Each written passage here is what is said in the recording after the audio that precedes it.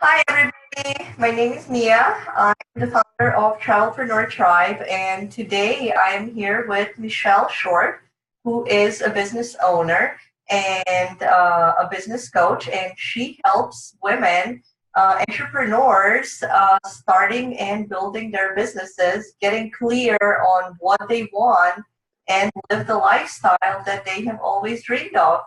So, Michelle, welcome. Thank you, Mia. It's good to be here. Hi, you're welcome.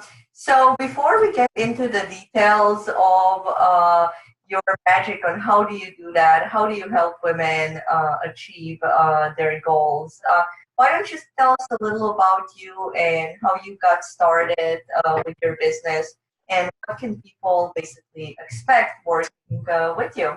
Okay. Yeah, I actually was in information technology for about 20 years.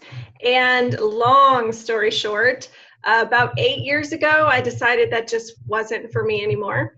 And so I became certified as a life coach, went through executive training coaching, etc., and started working with women on a myriad of things. So we did relationships, we did business coaching, we did you name it, we did it. But what I was finding is that I really enjoyed working with women building their businesses. And I had the opportunity to work with women all over the country building all kinds of different businesses that I would have never imagined in my life had I not had that opportunity. So I've been doing that for probably the last 6 years. And I recently took all of the techniques that we use and put them into a course, an online course, because it's quicker that way, it's cheaper for the clients, it's just a faster process for them to go through the course first and then do one-on-one coaching. So that's kind of how I got from where I was to where I am, and it's been really fun, really, really fun. Nice, amazing. So, what are one of the things? I mean, I know like one of the topics for today, right? That we're going to be talking about, the marketing plan, right? And really Yes. like detailed step by step, what you need to do to like put yourself in front of the customers. So, what is it? How do you start? What is step one? Yeah, actually, what I did and what I kind of have a tendency to do, whether no matter what the issue is I try to boil things down to kind of the basics. Like, what are the basics that I actually have to do in order to get something to work? And so I actually threw kind of a mini tantrum some years back and I scrapped all of my marketing. I had like 5 or 6 different marketing things running all at the same time. I scrapped all of it. I just threw it all off the table and said, forget it, I'm not doing it anymore. And so I kind of went back to square one and said, okay, let me just start from what works. So what I teach is a 4-step approach because I like to keep things super simple. We really don't need to complicate things to make sales and to get more customers. So that's really what I teach is a 4-step approach. The first step is getting super, super clear. So if you think about what marketing really is, marketing at its basic is getting your stuff in front of a bunch of people. I mean, that's really what it is. Now, you want to have your clear message before you go get in front of a bunch of people. Otherwise, you don't sound like you know what you're talking about. And you want to make sure that the people that you get in front of, well, you don't have to, but it's helpful if they could potentially become your client. If they're at least somewhere in your target market, then you have a better shot of them becoming a customer. But really, marketing is just getting your stuff in front of a whole bunch of people. So we do that through massive exposure. That's how you build your business. That's how you make more sales. That's how you get more customers. But you have to start with step one, right? So you got to get really clear on what it is you're doing. So clarity looks like this. Clarity is, who do I like to work with? I prefer working with female entrepreneurs, but I work with men too. I've worked, you just kind of work with whoever comes across your path in whatever avenue that they want to do. But you do want to take a look at who it is that could potentially be your target market. Once you've kind of got an idea of who is, and you don't really have to get that straight and, you don't have to nail that down right away. The next part is looking at their pain points. So when we market, pain points are it. pain points, pain points, pain points. You've got to have their pain points and understand what problem it is that you're fixing. Once you've got the pain point, it's really helpful if you're talking about it the same way they are. So you've got to look at your language, right? How do you get those pain points? That's a good question. So that kind of ties into their language. Really what you do is you ask them. You find people who could potentially be your customer and you understand their problem. So you ask them lots and lots of questions. You can do market research in a number of different ways. You can do it on Facebook, you can do it with friends, you can do it with family. As long as there's someone who could potentially be a customer, you can ask them the questions. So you want to know, what are their pain points? What do they struggle with the most? What outcome are they hoping to get? Because that's going to clue you in on your next piece, which is how do you fix the problem? So you need to know what they're looking for, right, to fix it. So you want to ask a whole lot of people a whole lot of questions and just get nosy. I mean, I'm a nosy person. I ask a lot of people questions. People I don't even know, I start asking them all these questions and they're like, okay. I do it, you know, it's funny. Record this. Yeah. I'm just like that in general. And my kids are like, they'll bring their girlfriends or their boyfriends around the house and I'll ask way too many questions. And they're like, oh gosh, no, let's just go away. But you've got to ask questions to find out, you know, about people. Yeah. So the key is to just ask questions, you know, and if it's an area that you're really interested in, I mean, if you're selling something that you really believe in, whether it's a product or a service or a book, you have a genuine interest in what it is they're talking about. So you're just generating real, authentic conversations so that you can find out what are their exact pain points and how do they phrase them. So if I say something like, you know, I want to lose 10 pounds because, I'll give you a great example. I have a client, she wanted to lose, I think she wanted to lose like 20 pounds. This was years ago. And she had tried for several years, couldn't lose it. Finally, her stepson graduated high school and they were going on a cruise to celebrate his graduation. Well, her husband's ex-wife was going to be on the cruise. And she said, there's no way that was like her instant, I'm losing 10 pounds, because she didn't want to show up the way she was. So for her to say, you know, I want to lose 20 pounds because I want to look great on this cruise where my husband's ex-wife is going to be, is a specific way of her talking about the problem versus me just saying, you know, you want to be healthy. That's too vague and it doesn't speak to her. So we really have to understand the specific language. So that's part of it. The next piece is, how do you solve it? What do you do to fix the problem? And problems don't have to be super hard or really big problems, but you fix it in some way. So how do you fix the problem? You want to get super clear on how you fix the problem because that's what sets you apart. And then sometimes you want to talk about how you do it. So let's just say you talk about anxiety and you want to help people with anxiety. You might sell essential oils for anxiety. You might do hypnotherapy for anxiety. You might do meditation. You might do yoga. Your how is going to be part of what sets you apart. So when you put all these pieces together, it kind of comes up like a pitch, sort of, but it's your instant, this is what I do. And this is exactly where I take you from a stranger to a customer, just like that. Yeah. And hopefully everybody are building a business around something that they're passionate about and that they genuinely enjoy talking. Exactly. So, yes, that helps. Because if you don't have the passion behind it, you don't dig into the real root of the problem. You don't understand what they want. You don't understand their language. And understanding your customer is the key. No matter what you sell, you can sell socks, you can sell scarves. It doesn't matter what it is you're selling as long as you really understand your customers. Yeah. Okay, so step number 1, getting super clear.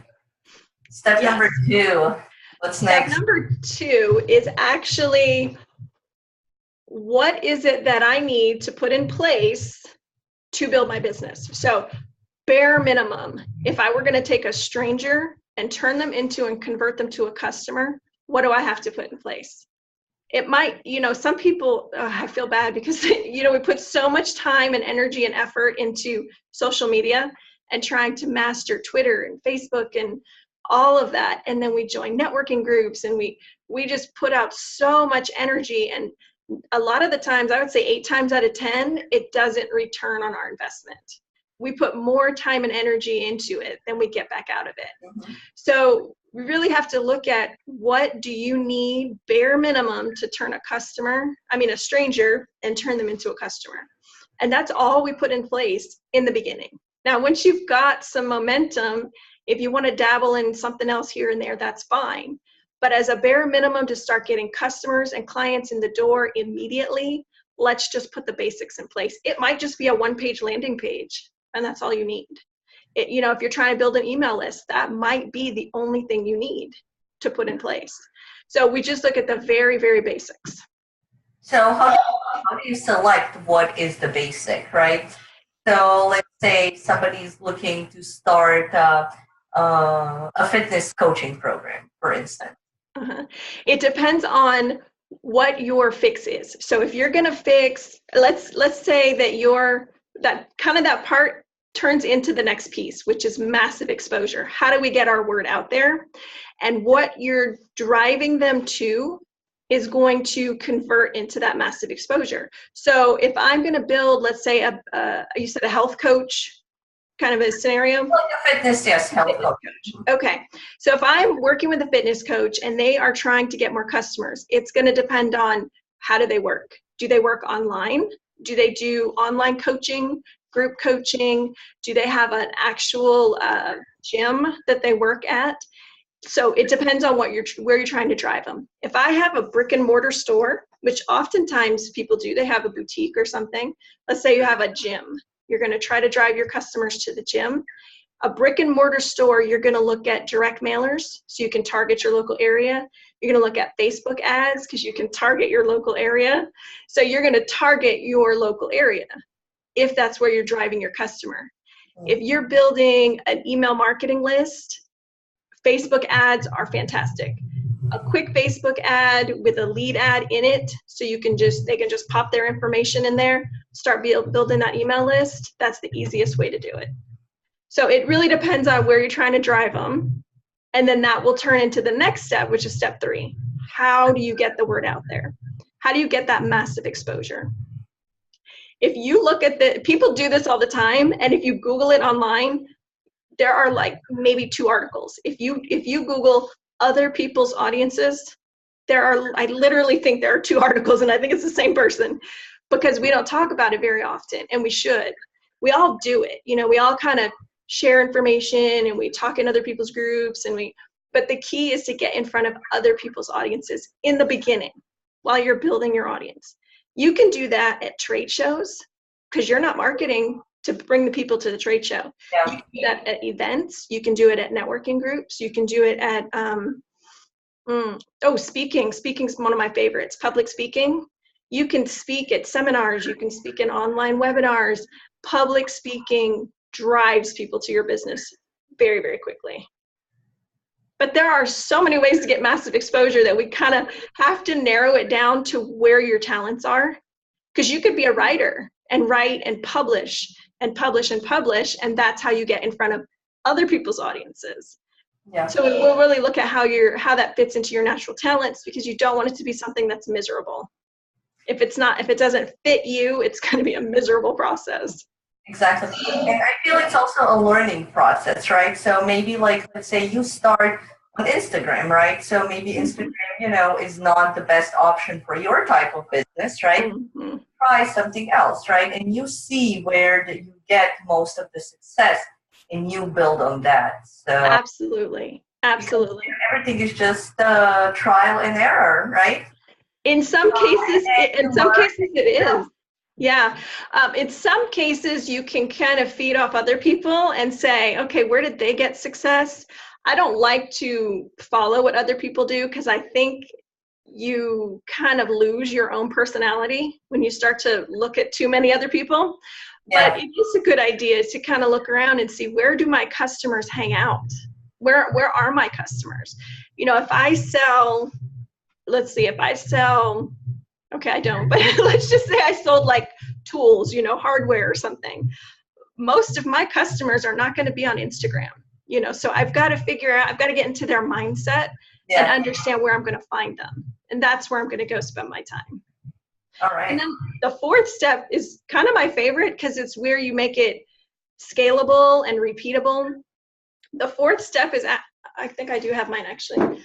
I'm very old school. So when I create my plan, I actually schedule it through the entire month, and I print mine and I keep it on a clipboard and I carry it with me. It's just, I'm old school, but you could put in an electronic calendar. The key is you have to have a plan. You've got to show up every week and work on your marketing in a scheduled way so that you're doing it over and over and over. And that's how you build and you build and you build.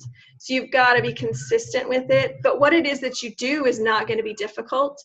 And once you've got it planned, the best part is that you can really ramp it up because you can get people to help you in specific areas.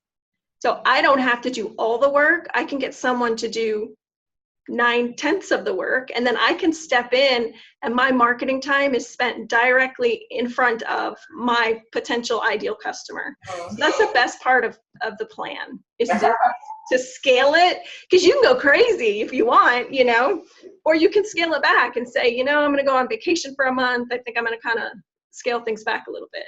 So it's really up to you. That's the best part of part 4. Yeah, sounds good. I mean, I'm like, you know, I mean, there's so many tools out there, right?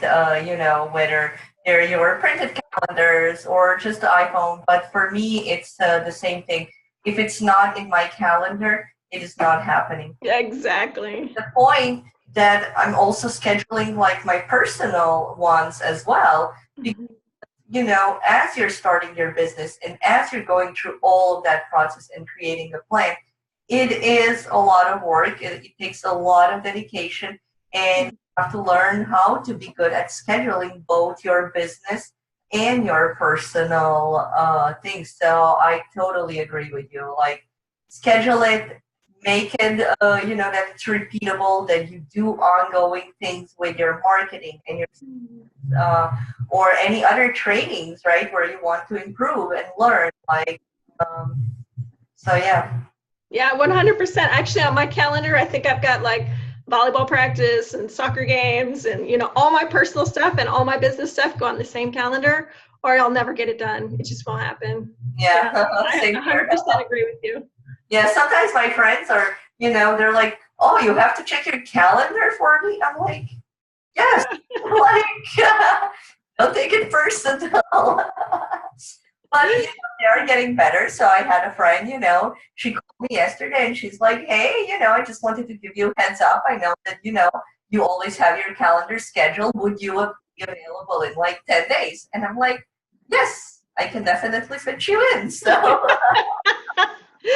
yeah, that's funny because you know, in the course, I talk a lot about building business muscles, you know, because these are things that we need to learn to do, because putting ourselves out there can be tough.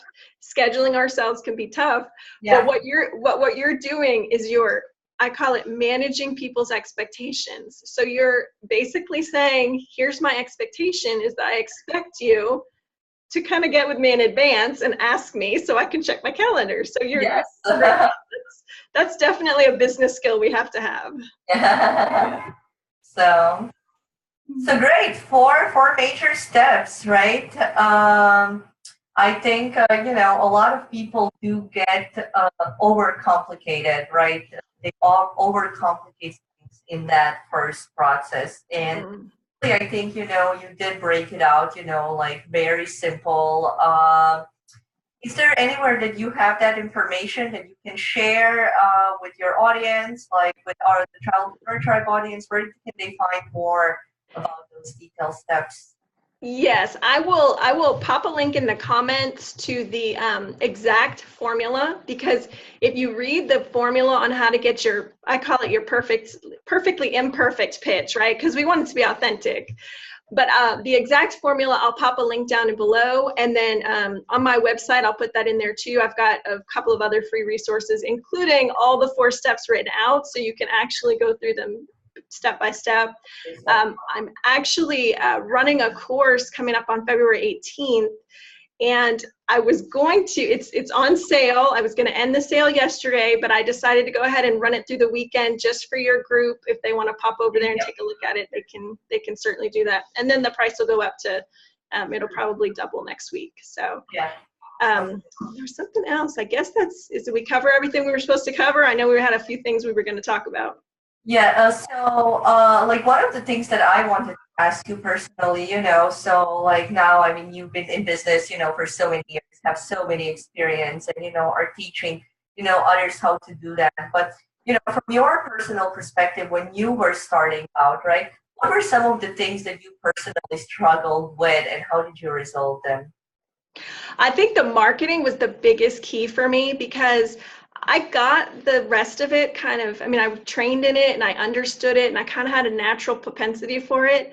But marketing, I swear, marketing is like math to me. I thought I was never, ever going to understand it. And I hate math and I hated marketing. I just hated it because I didn't get it. I really thought that there was like some key. I kept telling my husband, I'm like, there's a key. I just don't have it yet. I'll get it. I just don't know. I just don't have it. And I was doing okay. I had clients and word of mouth and I had some networking groups. And so I was fine. It's just that I really wanted to kick it up and I couldn't figure out how to do it. And it was the marketing that was just killing me because I didn't get it. So what was it? So I figured out that the key was to keep it simple. So I think I had 5 different marketing avenues at the time that I was running, and I stopped every single one of them for about 6 months. I did not market at all.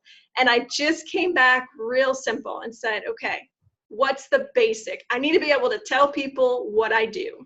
So let me start there. This is what I do. This is how I fix your problem. And then piece by piece, I just started building it back up. And when I took all the information in that whole process and went back and started working with my business clients, they were just fascinated. They were like, why didn't you tell me this sooner? And I said, because I didn't know it sooner. I haven't figured it out yet, but I got it. So let's ramp it up. And so it's been great. It works across the board. And I think that's the thing that is fascinating is that, you have coaches that work with service-based businesses, and then you have coaches that work with product-based businesses. But if you keep the 4 steps and you keep it simple, you could be a product, a service, an author, it really, a motivational speaker. It works across the board. And I think that's the simplicity of it all. Yeah. Nice. So another question. So from starting out, do you have any recommendations as far as like either some of the books that affected you the most, whether it was like personally or professionally, right? That was just really kind of like an eye-opening, like, oh my God. Yeah, I'm very old school. So what I kind of live by is Stephen Covey's 7 Habits of Highly Effective People. He has one topic where he talks about, it's like a grid, or it's quadrants. He calls them quadrants, but it's kind of where you're supposed to stay to avoid chaos and drama. Because I have a big family. There's always chaos and drama. But I use the quadrants, like the concept of how do I stay proactive and moving forward. So I think I'm summing it up. He does a better job than I do. But basically, quadrant 1 is where you want to live. And it's, in essence, staying proactive and keep moving forward. And so that's really what I base everything on. And when I create my calendar, I have a sheet with it that's kind of a to-do list. And so I just write down, okay, these are my next steps. So every time I pick back up in marketing, I know exactly where I left off and I can just keep moving. So I'm proactive and I'm moving forward, and it kind of gets things done without really trying that hard. So yeah. Okay. That sounds amazing. Thank you so much, Michelle. Anything else that you would like to share? I know our half an hour is almost coming up. Okay. That we missed. Any final thoughts? Yeah, I don't think I have any. I don't think we've missed anything. I would say, though, that be very careful what you spend your time on, because time is that thing that we can't get back and we can't make more of. So whether it's training you decide to go through, free training, whatever it is, make sure that you really looked at it carefully and that's what you want to do. When it comes to marketing, same thing. Make sure before you put anything out there and spend all your time and energy on it that you're pretty sure that you're clear on it and you know exactly what you're doing moving forward, because you just don't want to waste. I don't like to waste time. That's my big message. Let's just not waste time. Not waste time. Okay. Thanks, Mia. I appreciate it. Okay, thank you, Michelle. Speak to you soon. All right, sounds good. Bye.